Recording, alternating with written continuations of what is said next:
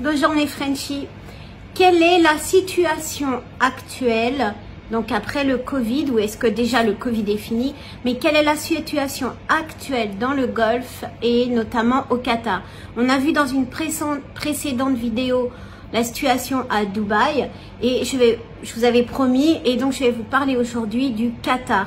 Nous ferons une prochaine vidéo également, puisque ça m'a été beaucoup demandé, sur Oman.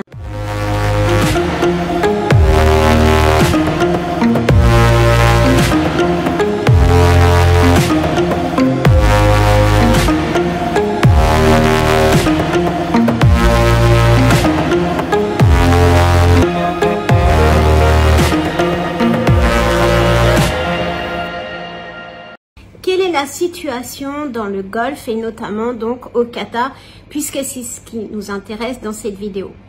Alors, je vais pas faire un portrait un peu bisounours du Qatar, mais le Qatar s'en sort beaucoup plus que dans les autres pays du Golfe, pour la simple bonne raison, en fait, c'est qu'il y a eu cet embargo.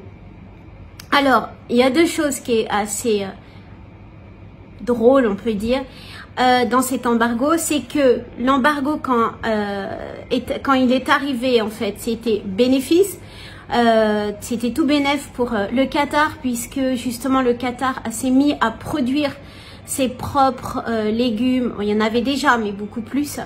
Donc s'est mis à produire beaucoup plus ses produits laitiers au mieux de les importer de l'Arabie Saoudite, s'est mis à produire ses végétaux, ses légumes, etc.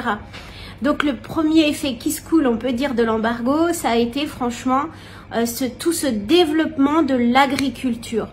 Ça a été également aussi une mise en valeur, puisque le monde s'est retourné un petit peu pour voir ce qui se passait du côté du Qatar. Pourquoi cet embargo? Donc ça a mis aussi en exergue le Qatar et sa politique.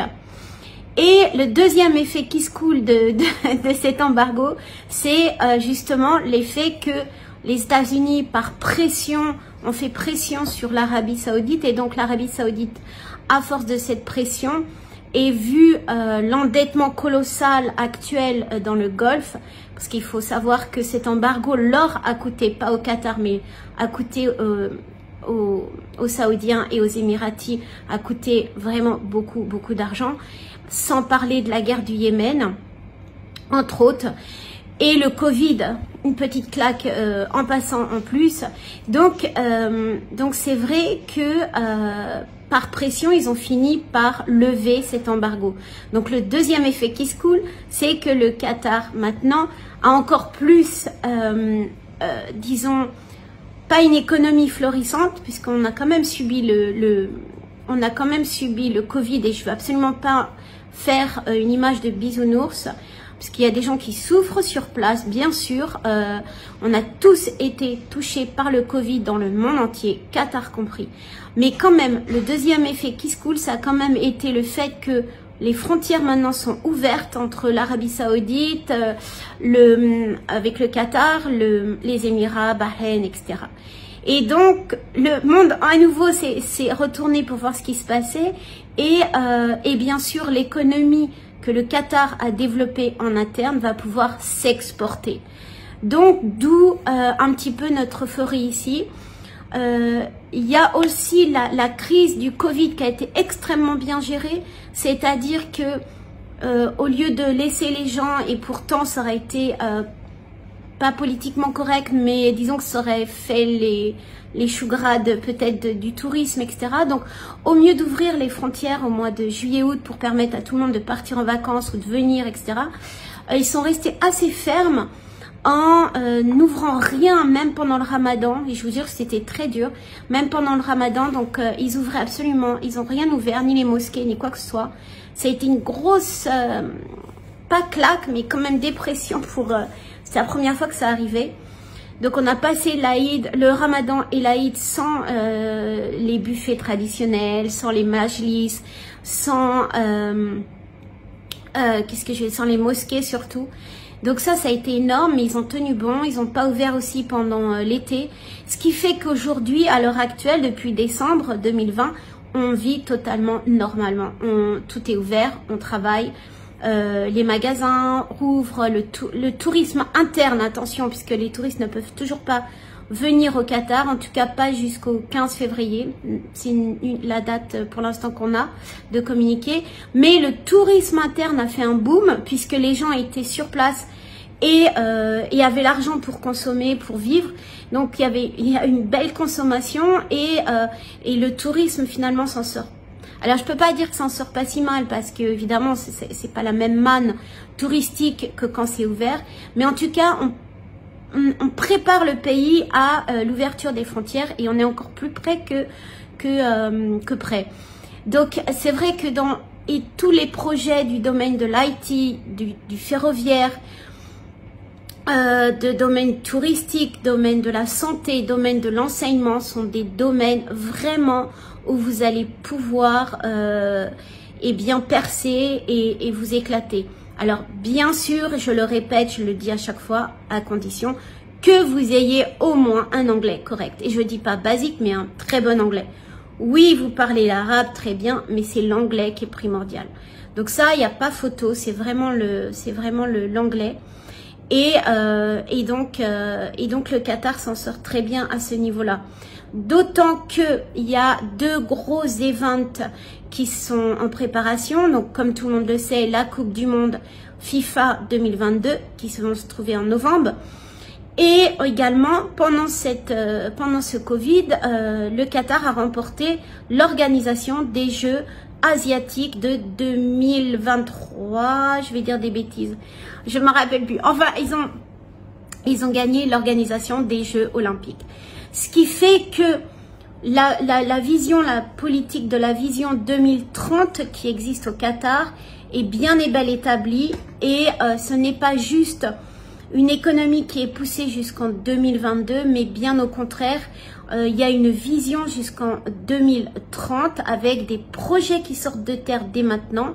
On peut voir des grosses infrastructures de spa, il y a vraiment beaucoup de choses, un énorme aquasport un parc aquatique qu'on va pas tarder à tester d'ailleurs, et qui sort de terre, qui est fini, hein, qui est pratiquement fini, le métro qui est terminé, enfin voilà, tous ces projets qui étaient en fait, qui faisaient pas de bruit, mais ils sont complètement maintenant terminés ou presque.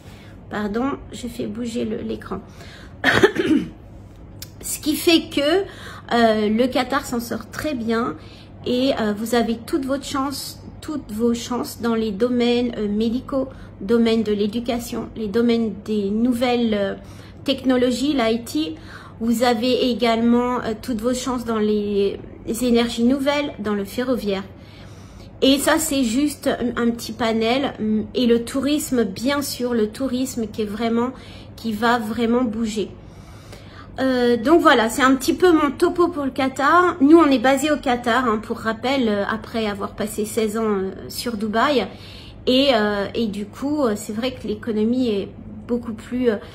alors, je pourrais faire une autre vidéo pour vous dire les inconvénients et les avantages à vivre au Qatar, puisque, bien sûr, comme dans tout pays, il y a des inconvénients et des inconvénients et des avantages. Mais juste pour vous donner une idée, et encore une fois, je ne touche rien. Mais bon, s'ils veulent me payer, je veux bien. Mais pour vous dire, je ne quitterai en aucun cas, enfin j'essaierai en tout cas de ne pas quitter le Qatar pour aller soit sur Dubaï, soit rentrer en France. Donc pour vous dire, et on est quand même pas mal comme ça, les gens installés ici sont installés depuis 16 ans, 20 ans. Et c'est vrai que le Qatar reste encore un pays où c'est propre, où c'est respectueux, où c'est calme. Et le pays fait en sorte... Alors, il y a de l'argent, hein, on a quand même l'un des plus riches pays du monde. Mais les Qataris, c'est pas le show-off de Dubaï. Et les Qataris ne sont pas forcément dépensiers. Donc, quand vous arrivez avec un projet, ne vous attendez pas à ce qu'il vous... il vous ouvre la porte, la porte des coffres-forts, etc. Oui, il y a des fonds d'investissement, mais c'est très rare que vous allez débarquer. Ils vont vous dire « Ah, ok, super, un Français, tiens, hop, je vous fais un chèque de combien? Donc, je reçois cette demande. C'est pour ça que j'en parle, parce que je reçois souvent ce genre de demande. Vous devez investir, vous devez montrer ce que vous valez, vous devez montrer ce que votre entreprise est capable de faire et comment elle est capable de se développer, et ensuite ils vont vous suivre. Mais en aucun cas ils vont vous suivre dès votre arrivée à l'aéroport. Donc il y a des choses à faire, franchement, mes Frenchies, il y a vraiment des choses à faire. Moi je vous accompagne, vous savez qu'on est là. Guilhem va peut-être avoir une annonce très prochainement, Inch'Allah, je crois. Franchement, rare quoi. Et Guilhem de l'équipe, donc et j'espère vraiment que l'équipe va carrément se délocaliser de France, de Dubaï au Qatar. Et donc voilà, pour vous dire qu'il y a vraiment, vous avez toutes vos chances, il y a vraiment des choses à faire ici. Mais attention, diplôme, votre anglais, et ayez un capital si vous voulez développer une affaire. On est là pour vous aider, on est là pour vous guider, ça y a aucun souci. Mais c'est pas avec 10 € en poche, et c'est pas avec un anglais de base du collège. Ça, c'est clair et net. J'ai souvent cette demande, et je vais finir là-dessus. J'ai souvent cette demande, je suis chef grutier, je suis transport routier, je suis chauffeur, je suis vendeuse. Qu'est-ce que vous me proposez?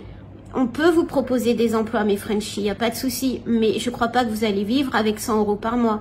Bon, j'exagère, hein. Il faut savoir quand même que le Qatar est le seul pays du Golfe à avoir instauré les minima sociaux et l'équivalent du SMIC, on va dire, ici. C'est le seul pays du Golfe. Alors attention, le SMIC, c'est valable, c'est surtout pour les travailleurs, j'aime pas dire les travailleurs pauvres, mais la main d'œuvre pakistanaise, indienne, etc., qui étaient parfois payés 700 riyals ou moins, et l'État a mis le holà en obligeant les entreprises à les payer un minimum de 1500 riyals plus le logement.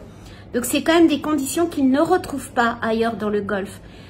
Je vais faire un article comme j'ai fait pour Dubaï, je vais faire un article qui va suivre cette vidéo, que vous pourrez retrouver sur LinkedIn ou sur la page Facebook des French Pôle emploi. Et n'hésitez pas, posez-nous des questions, on est vraiment là pour vous répondre, pour vous accompagner. Vous savez qu'il y a toujours le site qui est pour vous, donc le site www.lesfrenchiepôleemploi.com. On vous accompagne avec notre formation Warrior. C'est pas une formation pour vous la vendre, c'est une formation pour vous accompagner et vraiment pour vous donner tous les outils. Je peux vous dire que mes Frenchies actuels sont vraiment contents d'avoir investi dans cette formation. Vous pouvez même payer en 2-3 fois. L'important c'est que vous arrivez au bout et on vous accompagne. On vous balance pas des infos, des vidéos et puis débrouillez-vous. Je suis là H24, j'ai des appels à minuit, attention, hein, de mes Frenchies, de mes Warriors qui sont en formation. Et voilà, parce qu'on est dispo, que ce soit moi, Linda, Guilhem, les gens de l'équipe, on est là pour vous accompagner. Une formation, c'est pas de l'arnaque ou, enfin, je l'ai vu dans certaines où on vous balance un truc et puis démerdez-vous. On vous accompagne, vous nous avez au téléphone. Si vous êtes sur place, on vient vous voir, on va avec vous voir les entreprises, on vous donne on vous met en relation, etc. On vous apprend vraiment, on vous prend par la main et on vous apprend vraiment comment faire et où trouver, etc. Donc voilà mes Frenchies. Le Qatar, franchement, n'hésitez pas, foncez. Mais attention, encore une fois, attention, c'est vraiment l'anglais en premier. Ensuite, voyez comment vous allez vous vendre, comment vous allez mettre en exergue votre expérience. Et puis voilà quoi, et après il y a plus, ça roule. Mais ne débarquez pas ici du jour au lendemain en disant mais Fabienne m'a dit qu'il y avait plein d'emplois, donc coucou, j'arrive. Personne ne va vous attendre, personne. Vous serez bienvenue dans nos bureaux, mais je veux dire par là que la recherche d'emploi se travaille en amont et c'est ce qu'on vous justement on vous apprend via la formation ou par vous-même, mais dans tous les cas préparez-vous avant de venir. Bien sûr. Je vous dis à très vite. Si vous avez aimé cette vidéo, commentez, laissez-nous des petits messages, ça me fait toujours plaisir. Et n'hésitez pas, voilà, on est là pour vous encore une fois. Je vous fais plein de doigts pour vous et puis à très vite, à très bientôt.